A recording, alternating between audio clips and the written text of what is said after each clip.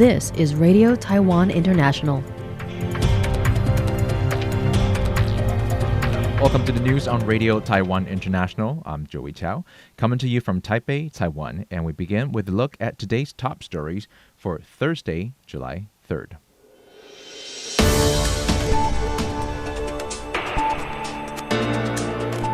Premier Cho opposes cash distribution as alternative to the 410 billion NT dollar security budget. Analysts say that U.S.-Vietnam trade deal sets precedent for Taiwan, but 10% tariff is unlikely. Human rights groups demand anti-torture legislation and prevention measures. But first, today's top story. Taiwan's Premier Zhuo Rongtai firmly rejects opposition proposals to replace portions of the 410 billion NT dollars, approximately 1.2 billion US dollars, special security budget with direct cash payments to citizens, calling such measures, quote, absolutely unacceptable, unquote, as the legislature prepared to negotiate the Comprehensive Security Enhancement Bill. The premier argued that converting defense and infrastructure spending into individual cash distributions would undermine national security. The Special Act for Strengthening Economic, Social, and National Security Resilience addresses anticipated impacts from U.S. President Donald Trump's reciprocal tariff policies, with the grace period for tariff deferral expiring on July 9. Premier Cho emphasized that the 410 billion NT dollars budget forms an integrated defense network converting industry supports, deploying stability, public welfare, and national security infrastructure. The comprehensive package includes 3.2 billion US dollars for industrial transformation and employment, 5.8 billion US dollars for public welfare and including Taiwan Power subsidies, and approximately 5.2 billion US dollars for defense, coastal guard, cybersecurity, counterterrorism, food reserves, and disaster prevention facilities across multiple ministries. The Defense Ministry also plans to allocate approximately 4 billion US dollars for mobile command posts, satellite communications, radar integration, and strategic stockpiles.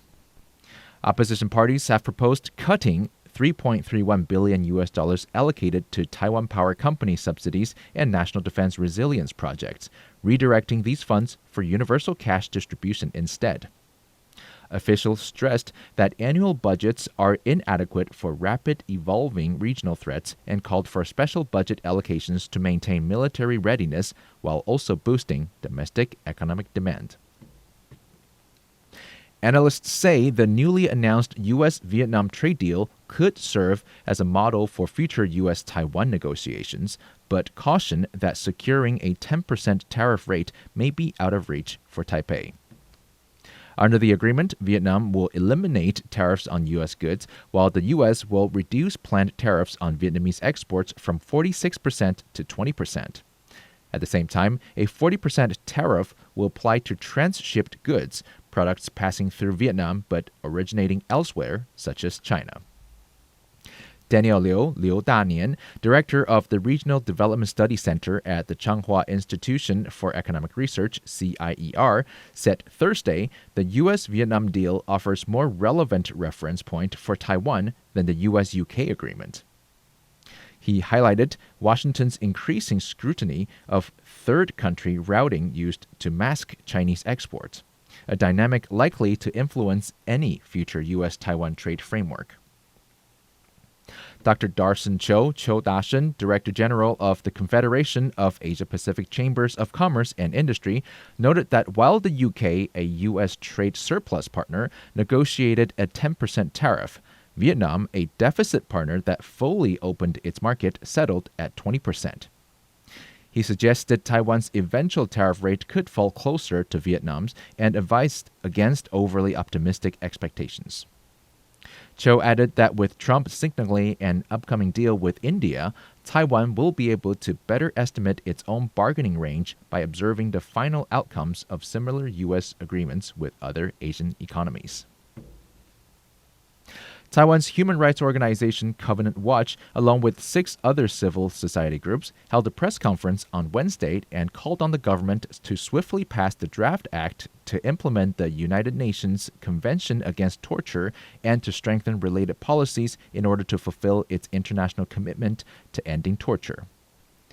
In addition to enacting the legislation, the groups urged the government to criminalize acts of torture and established an interministerial anti-torture committee to ensure more robust and effective prevention mechanism. Covenant Watch convener Huang Song-li emphasized that Taiwan still lacks a dedicated legal framework to prevent torture. He argued that a national-level preventative mechanism is essential and that the rights of victims to compensation and assistance must be guaranteed. Speaking on behalf of National Human Rights Commission, Control Yuan member Gao Yongchen expressed the Commission's support for the demand of civil society groups. He noted that the Commission is actively discussing the early establishment of a national preventative mechanism against torture. Gao also called on the legislature to take up the initiative and pass the act to implement the Convention Against Torture as soon as possible. Public concern is heating up over a July 5 earthquake prediction made by reportedly psychic Japanese cartoonist Ryo Ikuemi, who is believed to have accurately predicted the 2011 Tohoku earthquake and tsunami. The shoujo manga artist has foreseen that 4:18 a.m. on July 5 this year, a major earthquake will occur on the Pacific Ocean floor between Japan, Taiwan, and the Philippines. She says that the resulting tsunami will not only swallow up 1/3 of Japan's territory, but also devastate Taiwan, Hong Kong, and the Philippines. When interviewed about these concerns, Central Weather Administration's Seismological Center Director Wu Jianfu emphasized that even with substantial monitoring technology in place, making predictions is difficult if not impossible. He detailed that the 600 seismic stations in Taiwan can only report movement, which gives citizens only seconds before the movement is felt. Wu added that tsunamis rarely occur in Taiwan, with only a 10-centimeter wave recorded at tide stations after the Tohoku earthquake and a 70 to 80-centimeter wave after the April 3rd earthquake last year.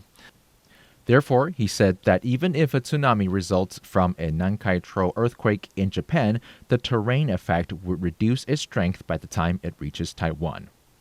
Wu pointed out, however, that if a national tsunami alert is issued, the public should still retreat to higher ground.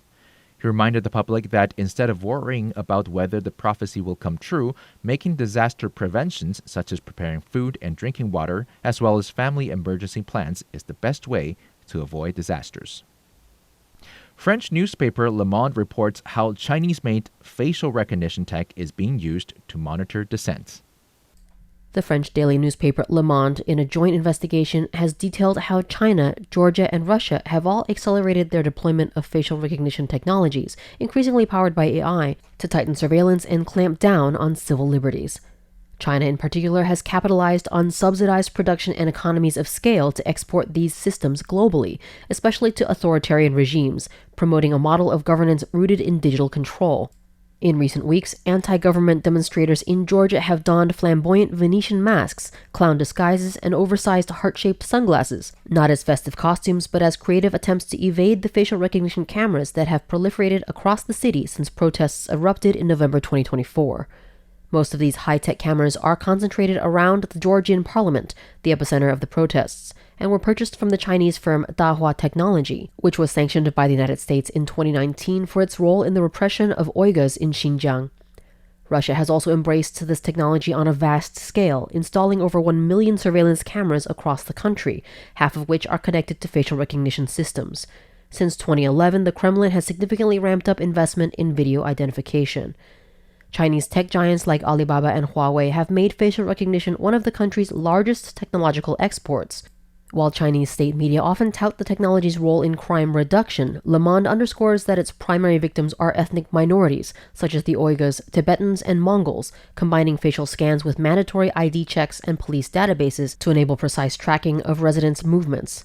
The Le Monde investigative report reveals how this technology, when used without restrictions, makes it a powerful tool of control and deterrence that may put civil liberties at risk if in the wrong hands.